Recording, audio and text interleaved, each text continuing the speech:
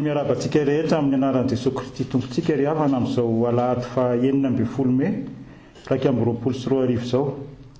Alahady izay natokantsika eto Ambohidately itolanam-bavaka ny kantina eto fiangonantsika izay asa hijoroantsika vavolombelona ho fampisakafoanana sy fitsinjovana ireo mpianatra mody lavitra ety amin'ny faritra avo. Alahady ihany koa mbola hibanjinantsika ny lohahevitra mandritra ny volana Mey hoe mampiorina ny mino ny herin'ny fanahy masina. Noho ny toe-javatra misy amin'izao fotoana izao nefa moa dia mbola samy any tokantrano tsirairay ihany tsika no samy ombavaka. Ho aminareo anie ny fahasoavana sy ny fiadanana avy amin'ny ankehitriny sy ny taloha ary ny ho avy. Andeha hiaritsanga ny deran'ny tompontsika no salamo. Salamo faha-3:30, andininy faha-20 ka hatramin'ny faha-2:20. Aorian'izay dia ny hira faha-2:700, andininy faha-4 no iarahantsika amin'ny retina. Salamo faha-3:30, andininy faha-20 ka hatramin'ny faha-2:20. Indro ny mason'i Jehova mitsinjo izay matahotra azy, dia izay manantena ny famindrapony mba hanafaka ny fanahiny amin'ny fahafatesana sy hamelona azy raha misy mosary. Fanahintsika miandry an'i Jehova, famonjenantsika sy hampingantsika izy, fa izy no ifality ny fontsika, satria ny anarany masina no itokitsika. Jehova, aoka ny famindraponao hitoetra aminay araka ny anateranay ianao. Amen. Hira faha-2:700, andininy faha-4.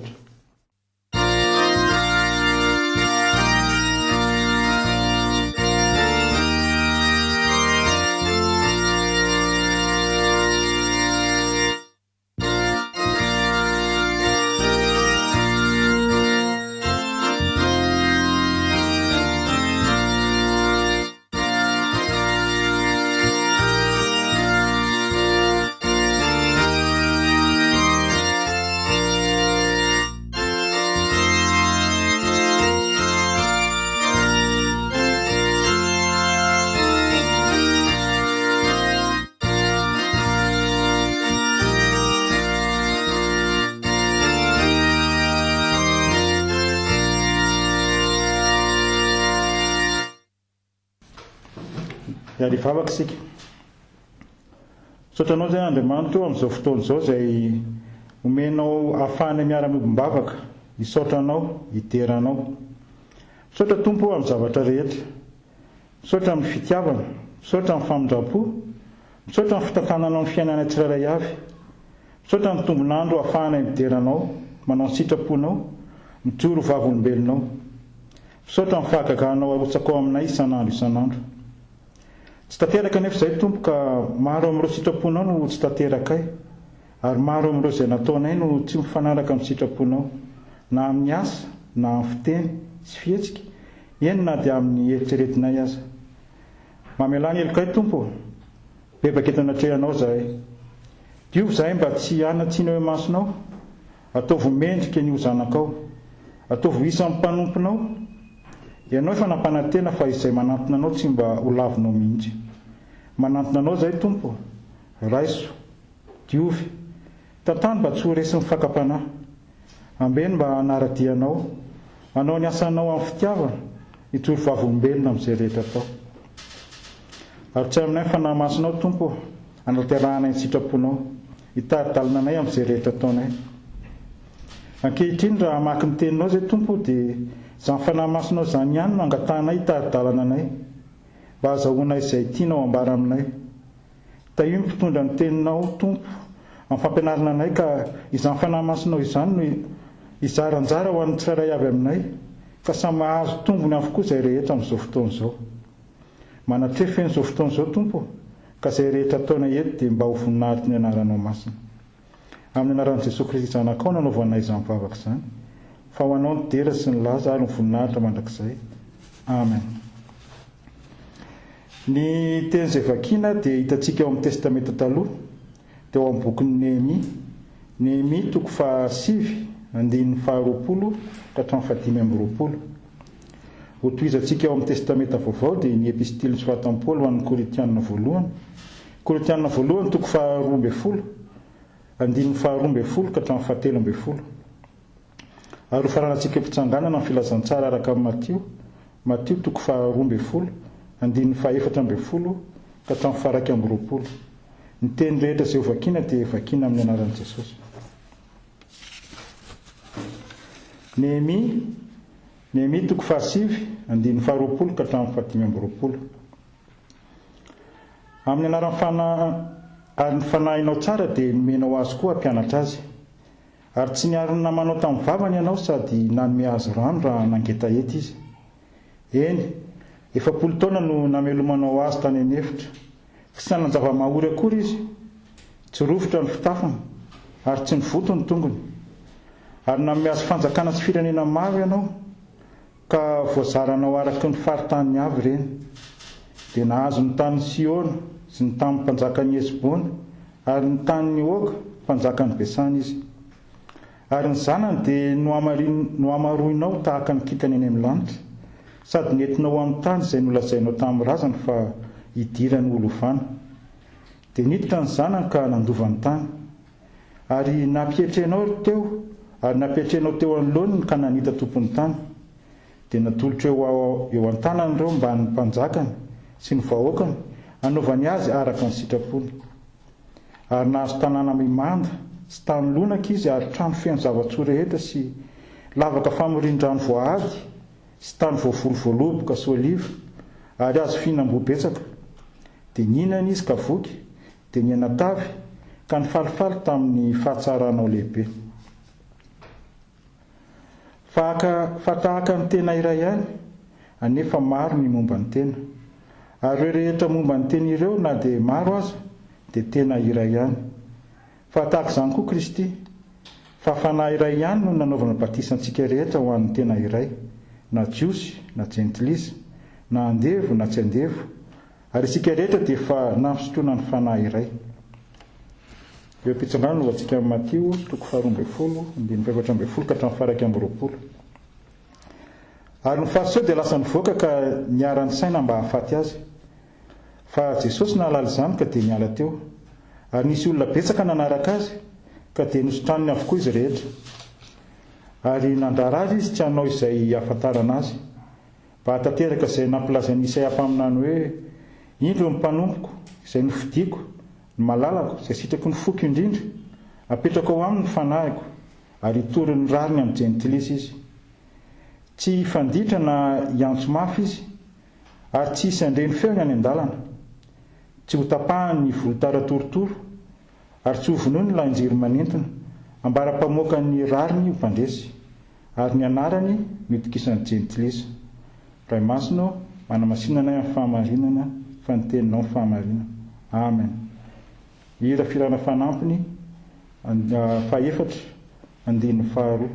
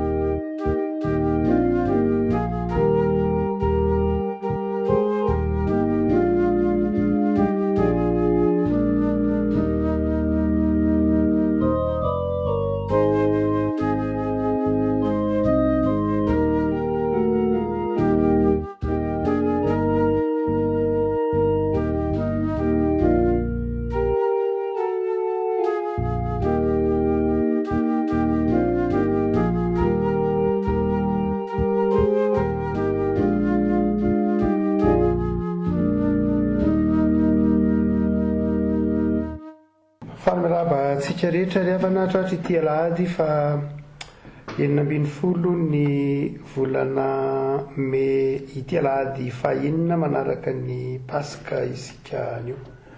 Ary dia ny teny entana mampaherantsika dia avako malala dia ny Korintianina voalohany toko 12 ny kirantsika ny toriteny.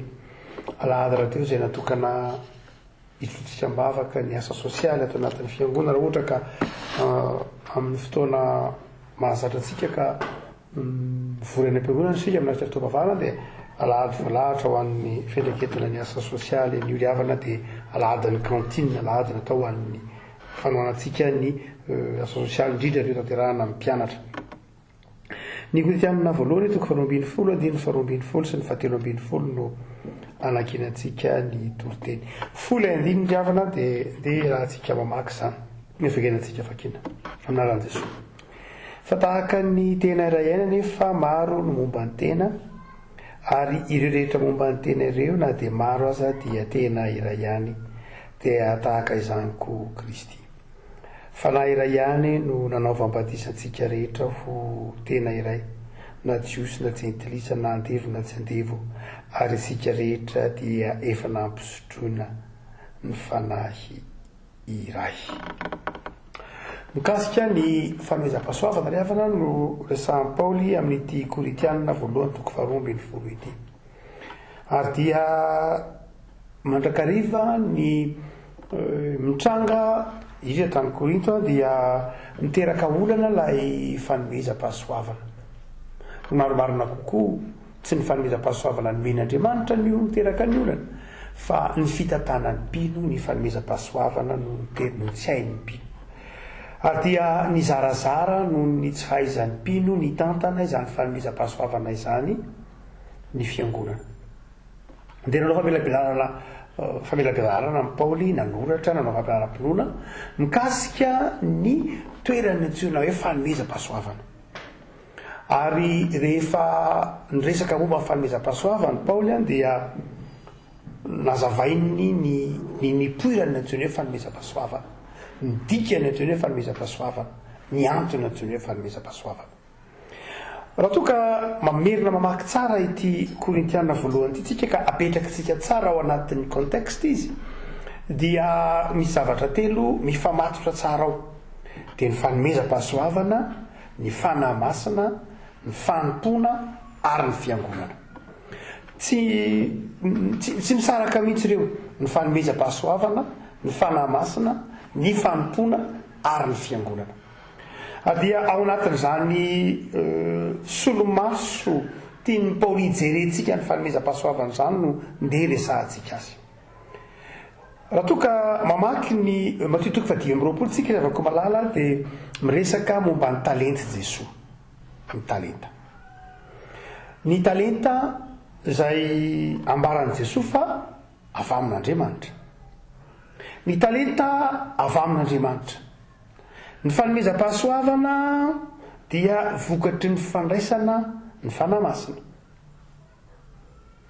Ary dia eo no ataontsika hoe iasan'ny Paoly matetika misy tokoa. Ny talenta dia avy amin'Andriamanitra io, men'Andriamanitra tokoa ny tonga 10:20.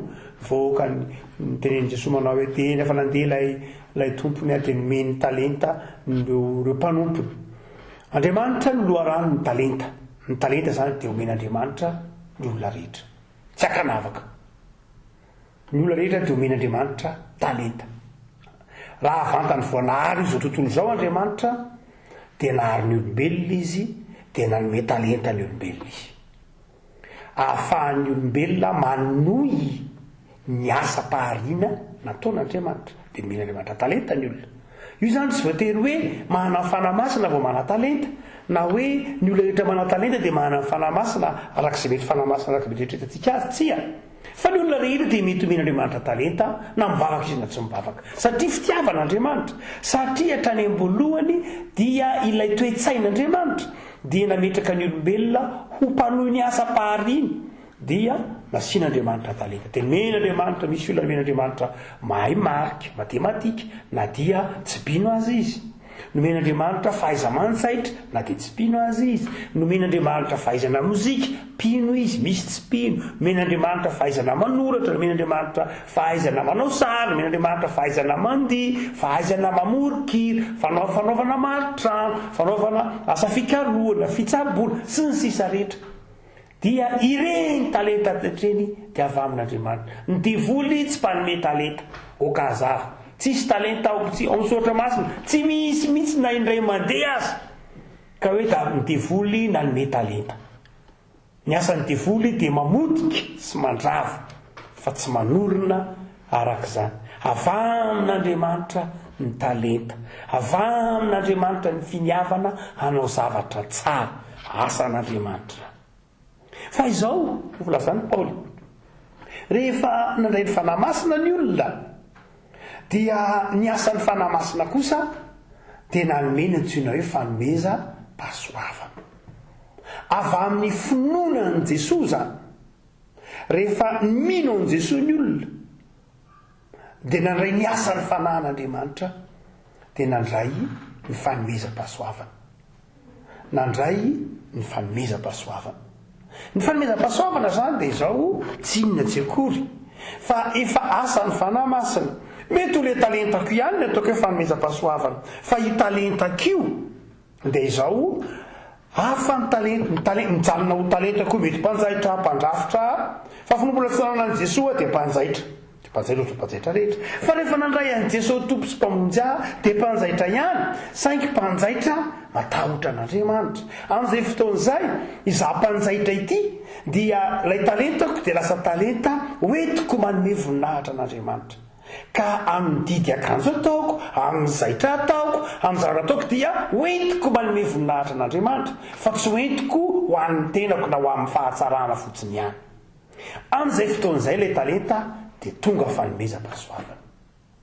Amin'izay fotoan'izay ilay talenta dia tonga fanomeza-pahasoavana. Mety misy kosa nefa ny olona tsy nanana ny talenta mihitsy izy, fa noho ny amin'ny fandraisan'ny fanahy masina dia lasa nanana ilay talenta, lasa nanana fanomeza-pahasoavana. Mety tsy nahay miteny mihitsy izy taloha. Mety misy olona efa mahay miteny, mahay mikabary, so manino zany talenta ny mpikabary. Fa rehefa nandray ny fanahy masina izy dia lasa fanomeza-pahasoavana indray ilay mikabary. Mety misy olona tsy nahay mikabary mihitsy, fa noho ny asan'ny fanahy masina manokana tao aminy, tranga manokana zany, dia mety lasa nahay miteny izy fanomeza-pahasoavana zany. Hoantsika manao hoe ny fanomeza-pahasoavana dia nateraky ny fampiasan'ny olona na nateraky ny asan'ny fanahy masina vokatry ny finoany an' Jesosy. Dia eto antsika rehefa malala ny fanomeza-pahasoavana dia teneniny Paoly amin'ny Kolosaiana voalohany toko 2:20.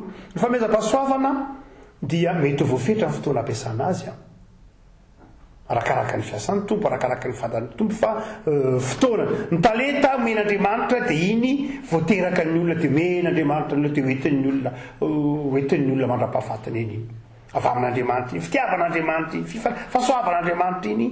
Ny fanomeza-pahasoavana mety arakaraka ny fantatry ny tompo, fa omen'ny tompo ilay fanomeza-pahasoavana, fa mety misy fotoana hajan'ny tompo ilay fanomeza-pahasoavana hoe hatreto ihany, noho ny antony maro samihafa hitantsika zany. Misy olona miteny amin'ny teny tsy fantatra, fa mety indray mandeha izy miteny amin'ny teny tsy fantatra. Fa tsy miteny amin'ny teny tsy fantatra, tsy izay na talentanao miteny amin'ny teny tsy fantatra, dia tena amin'ny teny tsy fantatra mandritra ny 70 taona, tsy voatery zany ka. Na misy hainao dia mpanasitrana, raha hain'ny tompo izy mametra tanana dia sitrana ilay marary, na izy ary gaga ahoana moa na sitrana an'ilay marary, fa tsy voatery izy hoe manao zao dia haka sertifika manokana fampametra tanana ka zay retrametrahako tanana dia sitrana toa, tsy voatery zany ka. Mety indray mandeha na indroa no men'ny tompo an'izay fanomeza-pahasoavana zay izy dia namasitrana, fa tsy afaka hite mihitsy manao hoe manomboka sao dia asiako soratra eto hoe mpanasitrana ny ato, tsy zany ka fanomeza-pahasoavana. Fa ny dokotera afaka manao an'izany satria talenta nomen'Andriamanitra azy zany. Fa ny fanomeza-pahasoavana dia izao zavatra omen'Andriamanitra mahaimaim-poana, ary mety amin'ny fotoana anankiray no mampiasan'Andriamanitra an'izay.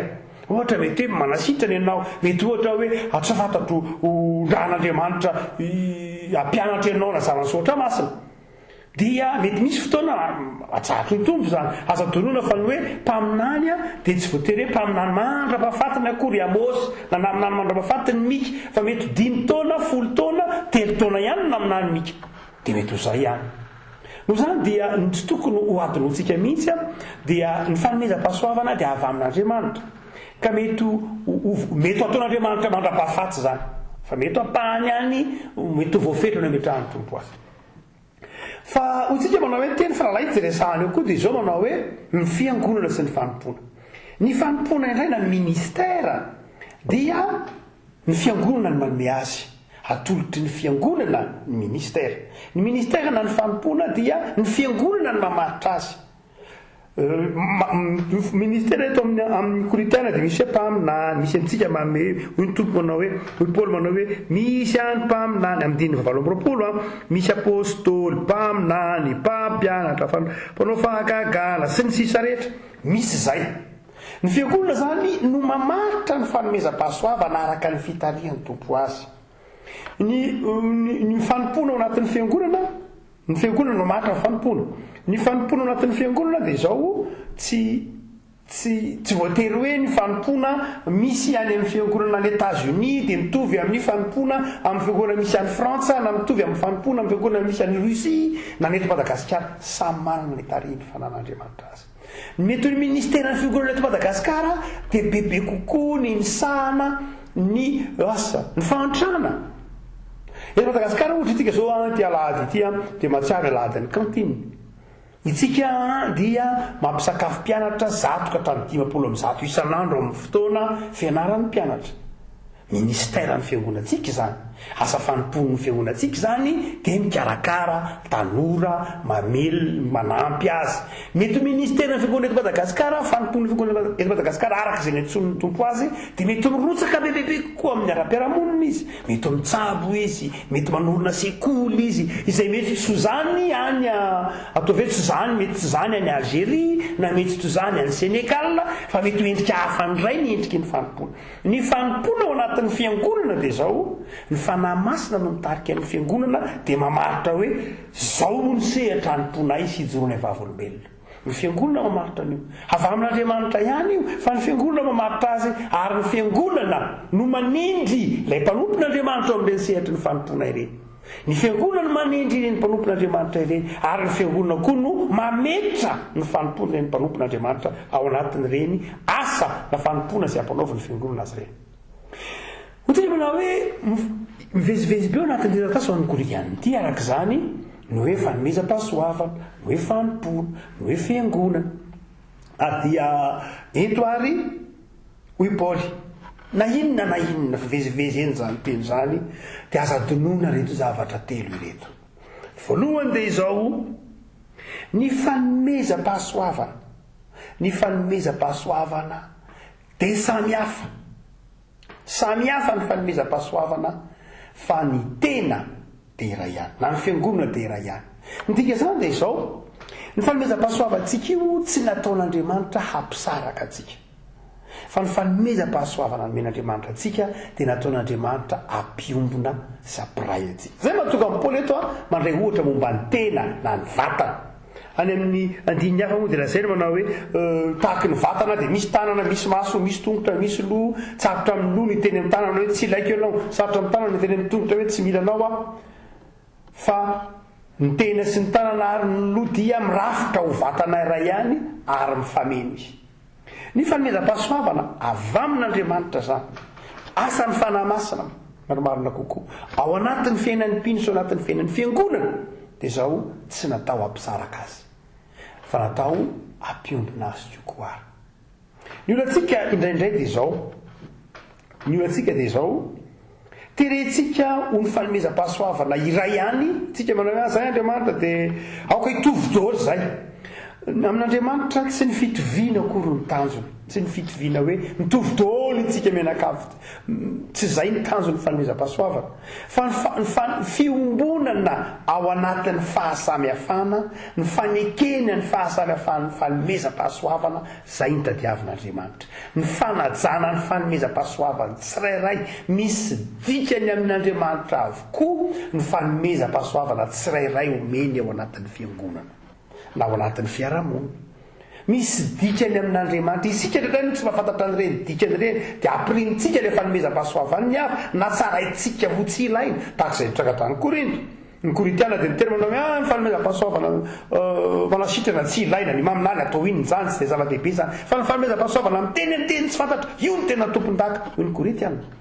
Fanomezam-pahasoavana ilay miteny amin'ny teny tsy fantatra, io ny tena ambony indrindra, fa ny fanomezam-pahasoavana mitoroteny zany sy tsy zava-dehibe zany, maminany ve tsy rehetraka ny afaka maminany, manasitrana ve tsy be dehibe ny afaka manasitrana, fa raha ny teny tsy fantatra ny tena izy. Dia io na tonga amin'ny Paoly ny teny manao hoe na dia miteny amin'ny fitenin'ny olona sy nanjela aza, tsy zay zava-dehibe, fa varahina sy kipaotsina ny karantsana ihany. dika zany de zao levako malala ny fanomezam-pahasoavana de tsy nataon'Andriamanitra mpisaraka akory. De mahay zary misaoran'Andriamanitra no ny fanomezam-pahasoavanao ny fiangonana. Fa ny faharoa de zao zay na inona nena fivezivezen'ny tena de zao ny fanomezam-pahasoavana de natao hanimpona. Ny fanomezam-pahasoavana de natao hanimpona n'Andriamanitra, tsy natao hanimpona ny tena ka hisondrota ny tena zany zavatra mandeha ho azy ny tenanao, fa nataon'Andriamanitra hanimpona ny fiarahamonina, nataon'Andriamanitra hanimpona ny hafa, nataon'Andriamanitra hanimpona ny fiangonana ny fanomezam-pahasoavana. Omen'Andriamanitra ny fanomezam-pahasoavana mba ho fijoroan'ny fiangonana vavolombelona araka izay ilain'Andriamanitra hijoroan'ilay fiangonana vavolombelona.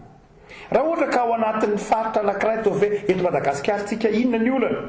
Be dia be ny tanora tsy mianatra, be dia be ny tanora tsy afaka mamonjy sekoly, be dia be ny fahantrana mahenika ny tokantrano. Inona ny tokony fanomezam-pahasoavan'ny fiangonana? Dia manome fanomezam-pahasoavana betsaka ny tompo, manome sekoly izy, manome olona malala-tanana izy, manome toerana fahan'ny fiangonana manao an'izany izy, sy ny sisa rehetra. Dia izao ny fanomezam-pahasoavana amin'izay fotoan'izay eo dia fitaovana nomen'Andriamanitra ny fiangonana ahafahan'ny fiangonana na ny olona anankiray manompo sy mampandroso ny asan'Andriamanitra. Ny talenta mety mampandroso ny tena ny olona hoe inona za mpanao roa Van Gogh fantatsika mpanao sary Van Gogh azatoloha Van Gogh dia teolojiana, nianatra teolojia Van Gogh, zanaka paster Van Gogh, azatonoany zany. Fa tsy hoe Van Gogh mpanao soratra mpanao sary fotsiny, fa Van Gogh dia nanao teolojia, nianatra teolojia Van Gogh, zanaka paster Van Gogh dia nanao sary izy, nampalahelo loatra tsy dia tena nanaitra ny olona loatra ny sary ny foniny izy velona, fa rehefa maty izy vao ny fanobahana lafo be ny vidin'ny sary nataon'ny Van Gogh, atria vaovao be zavatra netiny tsy azon'ny olona tamin'ny fotoanandro. Dia ohatsika manao hoe mety manatareta tahaka ny Van Gogh ny olona, na tsy fantatro na tahaka ny asa izy mpanomorikira malaza Beethoven na ohatra, dia reny talenta mety manondotra ny tenan'ny olona. Fa rehefa nandray an'i Jesosy tompo ilay olona dia ilay fanomezam-pahasoavany lasa entiny manondotra maneho voninahitra an'Andriamanitra. Mety mpanjaitra izy taloha dia tena ilay zaitra nataony tena zaitra mety misy dakany be mihitsy zany zaitra rehefa mpanjaitra toa hoe tovoatra ny hoe Pierre Cardin dia rehefa manao zipo izy zany dia toa misy tataka be dia mampiseho lamosina be. Fa rehefa nandray an'i Jesosy tompo izy dia lasa mandraitra akanjo montina tsara, vitrina ny filazantsara ohatra. Zany hoe lasa manondotra, mampivelatra ny hafa izy, amin'izay azahoanareo azy hoe mampivelatra tsara ny hafa izy. Hotsika manao hoe io fanomezam-pahasoavana omen'Andriamanitra antsika io dia fanomezan'Andriamanitra misy pahasoavana omen'Andriamanitra misy dikany hoentsika manompo ny fiarahamonina. Fa ny fahatelo zay tianao zava-dehibe eto an-tsainety melon'ny ampiarantsika azy amin'ny andavanandro dia hotsika manao hoe ny zava-dehibe dia ilay teny hoe fanompona, ilay teny hoe fanompona eto. Ny fanomezam-pahasoavana dia ampiasaina hoentina mampandroso, fa izao misy koa ny antsoina hoe ministère na fanompona na andraikitra. Dia izao rehefa malala betsaka ny olona no manana fanomezam-pahasoavana fa tsy mety manompo, betsaka ny manana fanomezam-pahasoavana fa tsy mety manompo.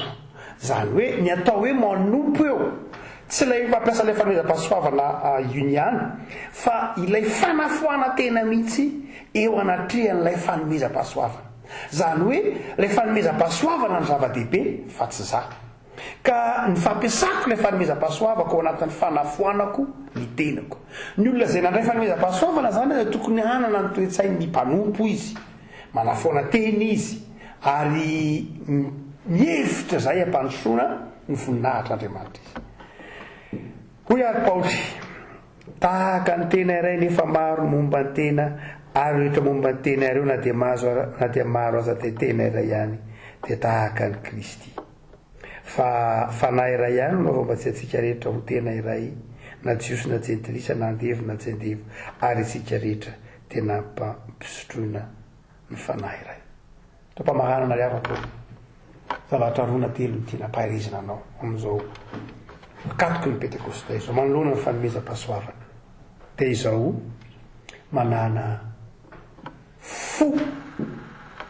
manana fo sy saina mahay misaotra an'Andriamanitra noho ny fanomezam-pahasoavana menanao. tsy misy mpinona iray aza afaka hiteno anatrehan'andriamanitra manao hoe za Andriamanitra tsy mba nomeno na inona. Ao anatin'ny fiangonana rehefa malala dia tsy tokony isy kristianina tsiaro hoe tsy ilaina izy. Hoy Martin Luther manao hoe rehefa tsy miasa ny olona dia mino ny devoly asa izy. Tiana tenena amin'ilay asa dia efa ampiasana amin'ny fanomezam-pahasoavana okazava. Dika izany dia izao, raha ny kristianina tsirairay avy dia tokony hatsiaro hanana adidy aman'andraikitra ao anatin'ny fiangonana izy. Hanana adidy aman'andraikitra amin'ny fampiasan'ny tenany sy izay nomen'Andriamanitra azy izy. Ianao mety mieritreritra manao hoe inona moa izany izao ny fanomezam-pahasoavana nomen'Andriamanitra. Satria ny eritreretinao ho an'ny fanomezam-pahasoavana dia ilay mihira, ilay mitoriteny, ilay manao atsikana, ilay manentana, ilay manao mana-talenta, ilay manambola manolana asan'Andriamanitra, izay ihany no eritreretinao fanomezam-pahasoavana. Fa efa nahitsy Paoly io. Hoy Paoly ary amin'ny Korintiana 2:30 hoe maniry fatratra ny fanomezam-pahasoavana lehibe indrindra teboka roa ny fitiavana. Ny fanomezam-pahasoavana lehibe indrindra dia ny fitiavana. Afaka malala. Dia anatra fitiavana ve ianao? Dia tsy anam-pitiavana ve ianao? Dia tsy hitoetra amin'ny fitiavana ve ianao? Manana azy izay. Matoky ary misaoran'Andriamanitra fa ny fanomezam-pahasoavana nomen'Andriamanitra anao dia ianao manam-pitiavana. Ianao tia olona. Ianao mahafoy. Ianao mangovraka. Ianao mitsinjo ny ora. Ianao tia mizara. Izay ny fanomezam-pahasoavanao. Tsy voatery ilay zavatra hita maso. Fa ny faharoa, rehefa misaoran'Andriamanitra ianao no izany fanananao fo feno fitiavana izany, fanananao fo feno fangorahana izany. Dia izao, ny faharoa dia izao mahaiza miombona amin'ny hafa. Izay mahatonga an'i Paoly miteny manao hoe tena iray vatana iray. Rehefa manana fanomezam-pahasoavana, aza dia mitokatokany. Aza dia manderery. Raha mantsy ny olona manao hoe za aloha dia tena tsy dia tiako loatra, tsy manam-potoana loatra amin'ilay mivory, dia tsy manam-potoana koa amin'ilay miangona, dia tsy manam-potoana koa amin'ilay anina fa izay asa mpanaovina fotsiny mpanaovina dia efa vitako ny aina. Tsy izany ny fanomezam-pahasoavana, tsy ohatr'izany tsy tsy ohatr'izany ny fanomezam-pahasoavana. Fanomezam-pahasoavana mitaona anao hifanatona, mitaona anao hanafana, mitaona anao hatsiafy fiombonana. Marina loatra, tsy voatery hoe dia takosona tontolo andro ao akory tsika menakavy. Fa ny fahatsiarovan-tenanao hoe za isan'ny momba ny tenan'i Kristy dia izao za isan'ny momba ny tenan'i Kristy ao amin'ny fiangonana ananiny io. Aiza ianao momba ny tenan'i Kristy? Momba ny tenan'i Kristy ao amin'ny fiangonam-botately. Mety any amin'ny 100 kilometatra mipetraka, mety any amin'ny 300 kilometatra mipetraka, mety itsany 10 kilometatra mipetraka, mety amin'ny 100 metatra mipetraka. Fa momba ny tenan'i Kristy ao amin'ny fiangonana io. Ao amin'ny fiangonana io dia izao misy heviny ny fisiko ao, misy heviny ny mahazaho ao amin'ny miaraka amin'ny olona, miombona amin'ny olona, mampahery, mifampahery amin'ny olona. Ny fanomezam-pahasoavana rehefa koa malala dia fanomezam-pahasoavana mampiombona anao amin'ny tenan'i Kristy dia ao amin'ny fiangonana.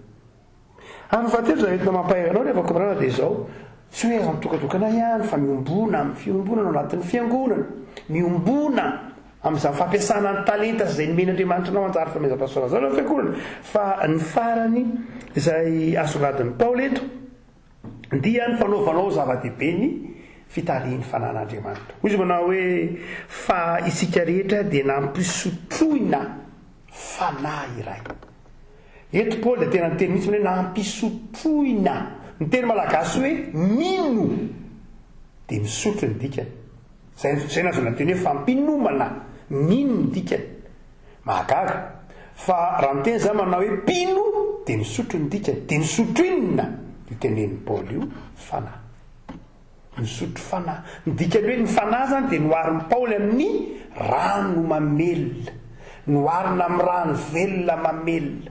Ka ianao rehefa koa malala raha tianao no velona kristianina, velona amin'ny finoana, mitoetra tsara amin'ny finoana, dia misotro amin'izany fanahy zany. Izany hoe ny fanahy masina dia ilay mamelona ilay fanomezam-pahasoavanao, mamelona anao tia fiombonana, ao tia fifankatiavana. Rehefa koa malala anatin'ny vanim-potoana sarotra isika ankehitriny dia nomena fanomezam-pahasoavana ianao dia ny fitiavana. Nomen'Andriamanitra sehatra ahafahanao mampiasa amin'ny fanomezam-pahasoavana izany ianao dia ny fiangonana. Nomen'Andriamanitra fitaovana hoentiny mijoro vavolombelona izany ny fiangonana dia ny ministera na ny fanontona. Ary nomen'Andriamanitra solika mamelona izany fanomezam-pahasoavana izany isika dia ny fanahy masina. Alao ery ary mifitsahatsehatra fa miandry anao ny firenena, miandry anao ny manodidina anao, efa nomena sehatra ianao, nomena anao ny solitra, nomena anao ny fotoana, nomena anao ny zavatra rehetra, dia mahereza azy afaka malala. Ataovy eo anatin'ny fiombonana sy ny fifankatiavana miasa fanompoana, ka rehefa miverina eny amin'ny rahany lanitra ny tompo makanao dia teny manao hoe ry mpanompo tsara sady mahatoky, midira ny fifalian'ny tomponao. Ivavaka sika, tompo misaotra anao zahay fa omenao fanomezam-pahasoavana, ny fanahinao masina no miasa mahay aty anatinay, ka fantatray ny dika ny toerana misy anay, fantatray ny antom-pisianay, fantatray ny lafin-javatra maro samihafa miandry anay amin'ny fiarahamonina misy anay. Ny fanahinao masina no mahatonga anay mahatakatra n'izany, ary ny fanahinao masina nateo koa no mitarika anay ahafahanay miasa dia ny fanomezam-pahasoavana izay fitaovana omenao anay. Tompo, misaotra anao zahay fa hanananay ny fanomezam-pahasoavana lehibe indrindra dia ny fitiavana, ny fifankatiavana, izay mahatonga anay ho vatana iray ihany, mahatonga anay mahay mampiasa ny talenta sy ny fanomezam-pahasoavana nomenao. Tompo, ny fanahinao masina izay mamelona izany fanomezam-pahasoavana izany aty anatinay eny, hanjaka ary horenay mandrakariva ny hafanany sy ny bitsika ataon'ny taiza sy manolokolo ny fanoloran-tenanay. Vavak'izay tompo ho an'ny fiangonanao, menao asa fanompona, menao toerana anompona, menao fitaovana hoentina anompona, ny fanahinao masina, fanomezam-pahasoavana, ny vahoakanao dia tehiriziny fiangonanao ho tena iray, tsy hizarazara, tsy fampiandany, tsy hitsitokotoko, tsy hifampitsara, fa fiangonana velona miombona aminao Jesosy. Batisa iray ihany no batisa nanaovana ny fiangonanao dia ao aminao Andriamanitra ilay zanaka fanahy-masina, ka oka ny fiangonanao atsiaro fa na dia maro aza dia iray ihany aminao Andriamanitra. Ataovy mahay mampiasa ny fanomezam-pahasoavanao ny fiangonana, fa azavelanao atory, azavelanao hifanjana, azavelanao hifampiandry, fa oka hampiasa izany amin'ny fitiavana. Tsy ireo marary Jesosy, tsy ireo reraka, tsy ireo manana olana, tsy ireo mandalo fahantrana, tsy ireo mpianatra, tsy ireo ny asa amin'ny fiangonana, ny fiandreketana ny asa sosialy, tsy ireo mpianatra miatrika ny fanadinana amin'izao vanim-potoana sarotra izao. Totro mibavaka ny mpianatra, ny mpampianatra indray aman-dreny ny mpianatra izay Jesosy, fahazavan-tsaina sy fahendrena izy ireo hoentiny miatrika ny fianarana, dia tononona amin'izy ireo Jesosy ny fiadananao. Miombona ny vavaka nampianaranao anay manao hoe ranay izay any an-danitra, ao masinina ny anaranao.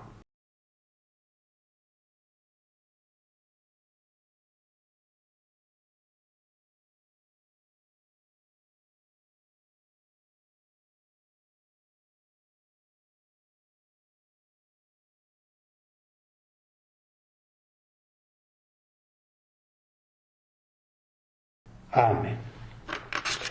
Ny raha fanampin'ny fahefatra ry havana andinin'ny faharoa no nataon'ny havantsika nitarika ny fotoana teo. Ataontsika melon'ny tsodrano.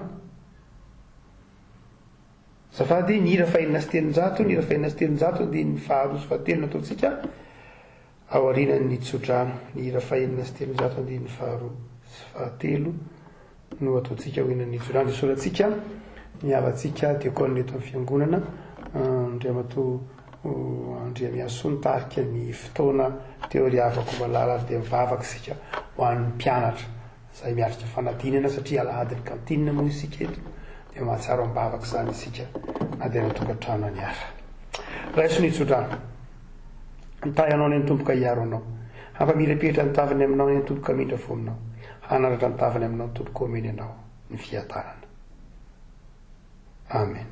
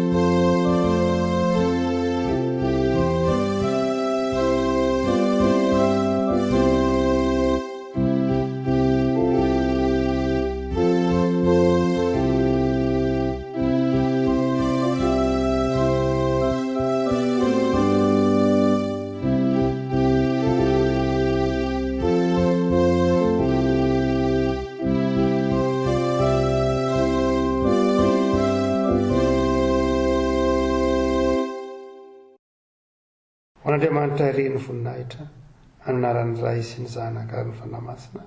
Amen.